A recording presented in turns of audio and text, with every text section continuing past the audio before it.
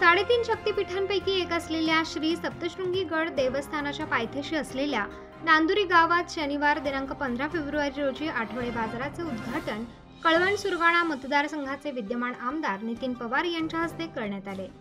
आमदार नितीन पवार यांनी यावेळी आपले मनोगत व्यक्त करताना सांगितले की सप्तशृंगी गडावर येणारे भाविक पर्यटक हे नांदुरी येथे रानभाज्या व फळे घेण्यासाठी थांबत असतात। त्यांना यासोबत स्थानिक ठिकाणी पिकणारा भाजीपाला मिळाला तर आदिवासी भागातील ताजा भाजीपाला त्यांना या आठवडे बाजाराच्या निमित्ताने उपलब्ध होणार आहे। तसेच नांदुरीसह सप्तशृंगी गड, मोहनदरी, गोबापूरसह किमान 10 गावे या आठवडे बाजाराशी जोडले जाणार आहेत। यामुळे स्थानिक शेतकऱ्यांचा फायदा होणार असून बाजारासाठी लांब अंतरावर जाण्यासाठी होणारी खर्चिक बाब देखील टाळता येणे शक्य होणार आहे।